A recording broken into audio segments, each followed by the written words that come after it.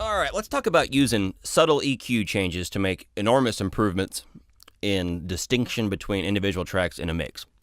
This is a big, giant concept, and I think you should really let this one sink in and go over this video multiple times if you have to, or email me and bug me about how it really works. Okay, first off, all these tracks are all overlapping at various frequencies. We know that. Let's go ahead and listen to what we got here. And this is a mix of just a chorus I've been tinkering with, and we've been going through different layers of improvement. This is the final layer. I've added space by making it mono and then using delays, and I don't know, a few other tricks from a few videos ago. Using space, I widened this particular synth.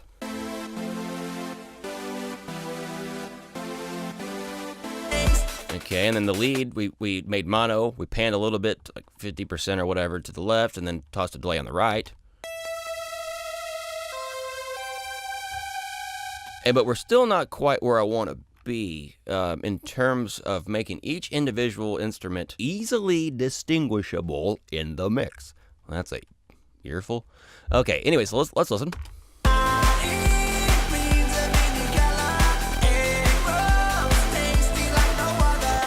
The first thing that jumps out to me is that lead thing. The delay on the lead thing is dark, and that's something I always do. I mean, of course, I didn't knock that much off. Actually, it's not that. It's darker than it should be. And what I'm hearing a lot of like I'm not hearing, all that thing really needs to do is cut. It's just that it should be that real. And well, take a listen. You can kind of hear the wash from the delay and whatever else is going on.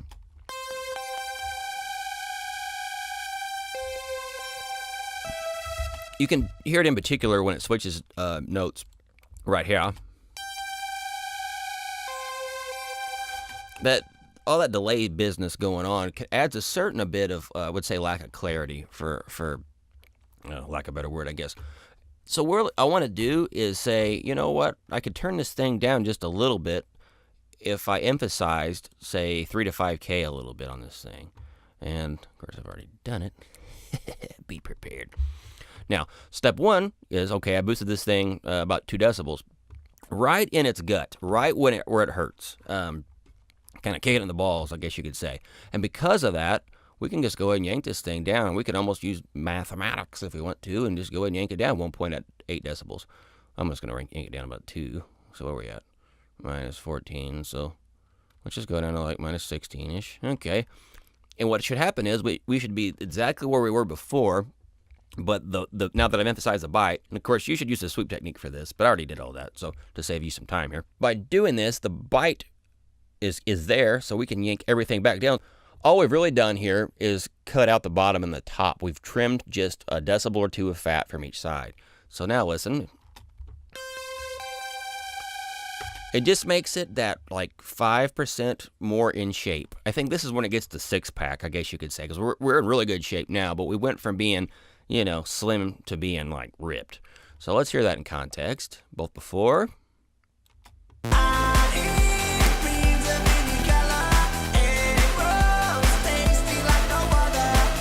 Okay, and then after.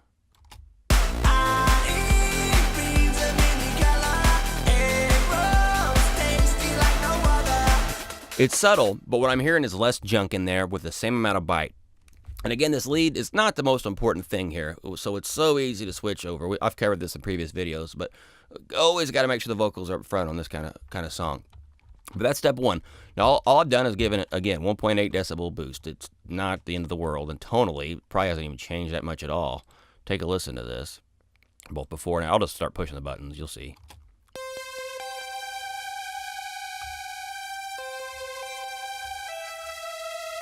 It's noticeable, but barely. I mean, even to my amazing ears, which is a joke, even to my ears, I'm used to doing this, I don't hear a huge improvement by any means.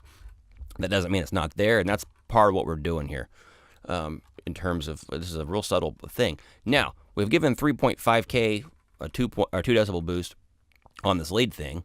Well, guess what? Why don't we go ahead and make this effect a little more extreme?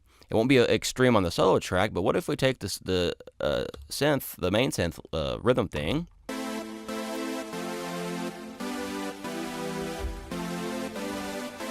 And what if we went to 3500 hertz and just cut, say, a decibel out?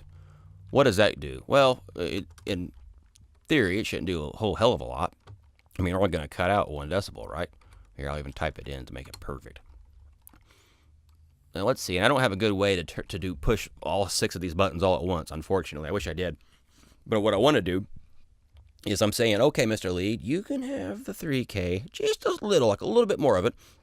And then our rhythm guy says, but you know what?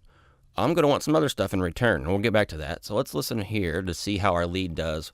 See if the lead jumps out just a little bit more by pulling this out. Now, again, our lead is, well, it's not mono anymore because never mind. Okay, here we go.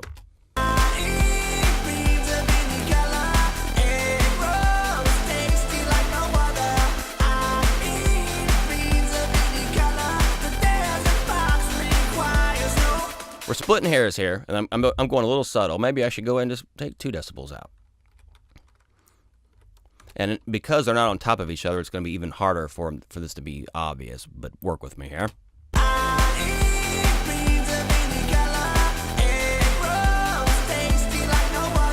Okay, we're still in subtle land, and I'm cool with that because I know what else I want.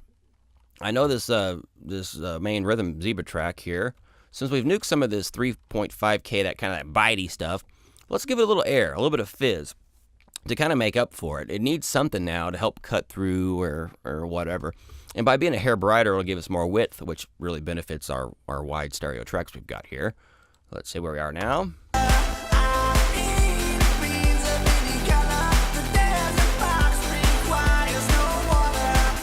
And see, this is where these incremental changes, everybody talks about incremental changes, making a big deal, but they don't talk about how all these pieces glue together. But what I'm really doing is I'm sanding off anything I don't need from each individual track on a real subtle basis. But if you've got a few little nicks on a puzzle, it won't fit. Imagine it some kind of being like a metal or a hardwood type of a puzzle piece, I guess. So make sure that you're doing these individual little things, and if you do them enough times and know where to go with them, then there are big benefits. And right there, I heard a huge one. Something about that one opened up. Boosting this top end here makes a lot more sense after we've done this, but the low, or should I, upper mid cut. By just adding high end, we kind of get more of a tinny mix, and that can kind of be a mess. So, all right, now I want to talk about this bass, because the bass is the same thing. Like I want to listen to this bass and see where can I enhance this thing. Like, is it as clear and as there as I want it to be? Because it's really easy for basses to get mushy. And this kind of music, we can get away with a pretty nasty bass. So let's just see.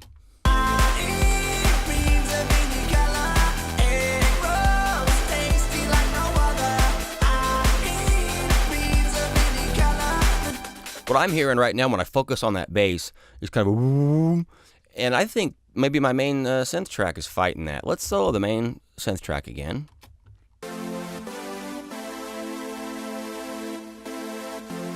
There is a little bit of now, if we solo it, I don't hear anything particularly wrong with that where I go, that's terrible.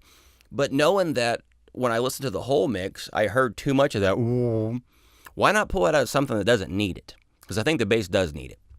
And that's kind of my plan here. Let's go ahead, and I've already done it. At 200 hertz was where I swept and found that crap. So now let's listen to the mix, knowing that we've taken just a little smidge in there, and it's not even that, you can tell it's just a little bitty guy that I've cut out. But we'll do before and after. I'll cut it in on the second bar.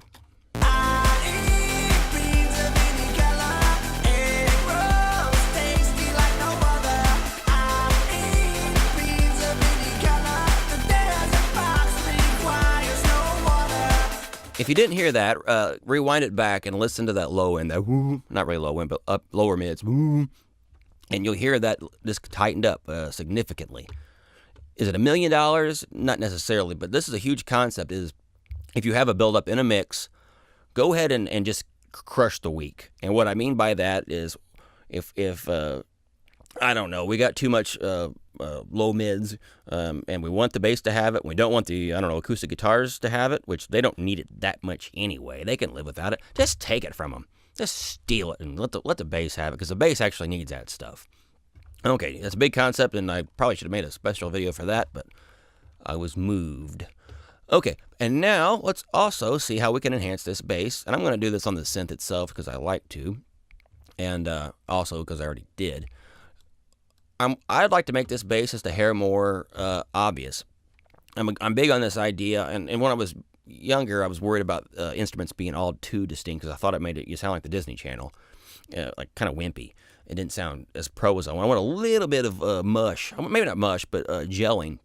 Well, here lately, in the past few years, I've gotten more and more into the idea that everything should be more or less separate. Now, not taken to the extreme, but I'll never go Disney Channel on it, whatever that means. But let me go ahead and turn my EQ on here.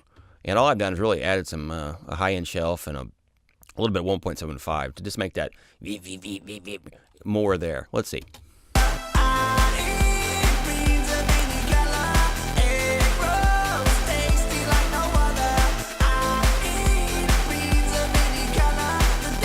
And that is cool. That's what I was looking for this whole time. So you can see what I've done here. Let's backtrack just a little bit. On the lead, we said, you know what? Let's turn up the 3.5K, 2 decibels, and then just pull it down about the same. Just trying to use a little less of the other stuff. We could have just as easily made cuts, but this just felt faster. And the theory is, the difference between the two is so subtle, I don't even care. I'm trying to be creative in this mix. I don't have time to think about two things. I just went with that one. It's fine. Okay. Although in theory you should always cut, not boost, blah, blah, blah. I don't care. Anyway, so I'm happy with that. Then we went to the rhythm synths. And since I gave 3.5K to the lead just a little, why don't we take just a little away from these rhythm synths? That's just more likely to make that lead a little bit more cutting than 3.5K. Damn it, I keep smashing the mic. Ah! It's going to make these the lead a little bit more clear at its target frequency. And I don't even want that much 3.5K in these damn synths anyway. But what I do like is maybe a little more top end air, fizz, whatever. And so we brought that in, and all of a sudden the synths sound really cool. But then when we shift our brain, and this is again something I've covered in this video as well, is when you focus in one at a time, or maybe it's another video. What do I know? man, I'm going fast.